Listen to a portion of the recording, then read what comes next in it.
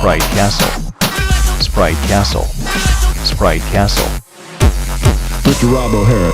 Sprite Castle. Hi, and welcome to another episode of Sprite Castle. On today's episode, I'm going to be playing the classic Broderbund game, Lode Runner.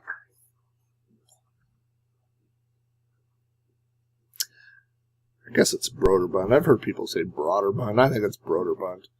Broderbund released Lode Runner in 1983. It was written by Doug Smith. It was ported to several different systems. Lode Runner is one of the few games that you will get me to admit is better on another system than on the Commodore 64 as far as 8-bit systems go, and I will explain why here in just a minute. As the demo here is running, you can see our star there, which is the little white character on this one. He's running around picking up these gold packages, and he's being chased by these little blue, which I believe are members of the Bungling Empire there. So let's go ahead and get started with Lode Runner. As you can see, I'm down here at the bottom, and I have a little magic laser gun. Whoops, I was too close to that guy. I didn't have the joystick in my hand when we started here. So, depending on which way I'm facing, if I press the button, I can shoot little holes here in the brick. The little holes will eventually fill up. And so if you can trap these guys, you'll see here, I'll put 2 or 3 holes here and see if I can trap a guy for you. Sometimes if you go up a ladder or do something, then they'll change direction. Alright, so we'll get those guys to drop down, we'll run up, and we'll go pick up these packages. So, oh, that wasn't smart. So the goal of this game is to, or of each level, how about this? The goal of this game is to clear each level by picking up all the packages. So sometimes the packages can involve a little bit of puzzle solving to figure out how to get them. There's an added difficulty in the fact that these guys can pick up packages and run with them. And actually, when somebody's carrying a package, you can't tell. Now, there are multiple types of terrain. You can see these bricks that I've been running on, and you can dig holes in the bricks.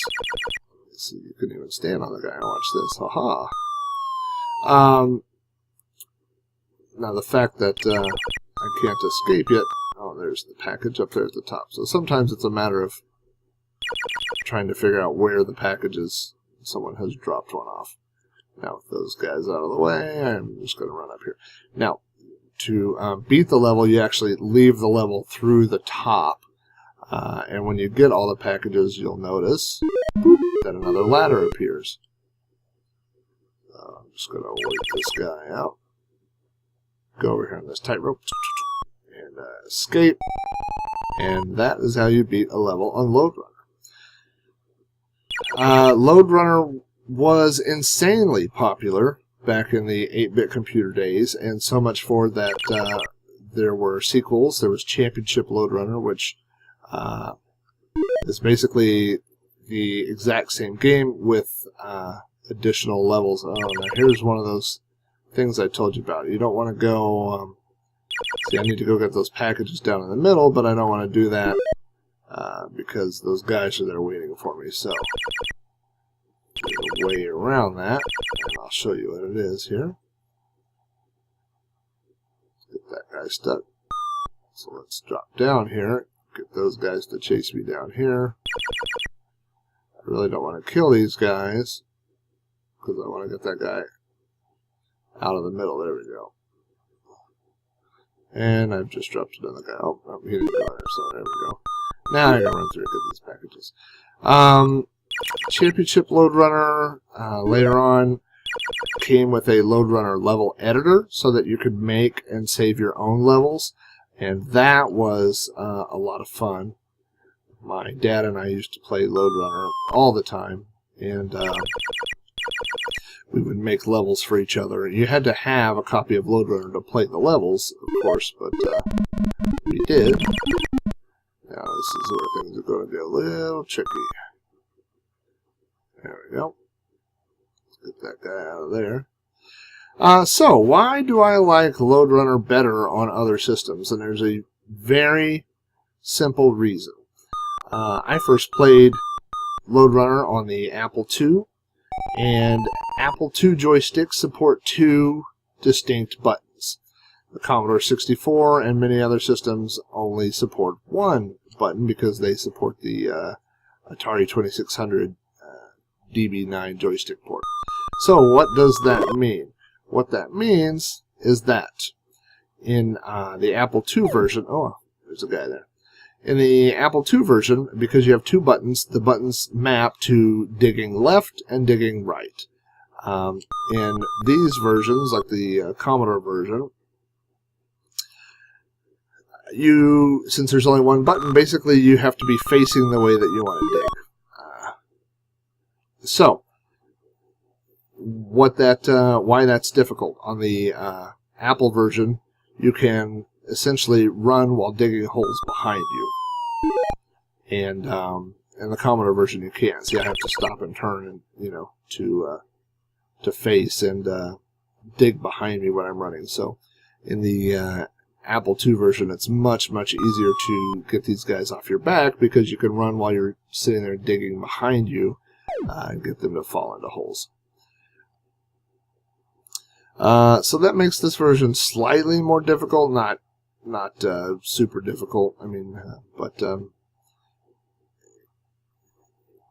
going to show you an example here real quick. So if I want to dig through this level down here, what I have to do is dig multiple holes. And so if you notice, see, you can only dig next to yourself. You can't dig underneath yourself. So to do that, I have to move. You get it, I'm sure, but it's just a little bit more difficult when you have to face the direction that you're trying to dig. So anyway, this is basically Lode Runner. I'm not going to play all 50 levels, but I have. And probably will when I turn off the recording camcorder here. Over the years, Lode Runner was released in arcades. Lode Runner was released, it's been ported to lots of consoles, 8-bit, 16-bit. There's a version of Lode Runner available for the PlayStation. I believe Lode Runner has made it into some of the online gaming portals for either PlayStation or Xbox Live. There's lots of versions of Lode Runner out there to play. There's even online flash versions if you like those types of games. So, like I said, the Commodore version is okay. I won't say it's the greatest version, just because the limitation of only having 1 button makes it slightly more difficult than some of the other ports. But still a fun game, still worth playing, and that's pretty much Lode Runner. So, thanks for watching Sprite Castle. If you enjoyed this, be sure to check out spritecastle.com. If you have requests or feedback, you can email them to me, spritecastle@gmail.com. And if you like retro-type shows, podcasts, videocasts, all that kind of stuff, be sure to check out throwbacknetwork.net. You can find Sprite Castle there, along with lots of other quality programs. So thanks for checking it out, and I will see you in the next episode.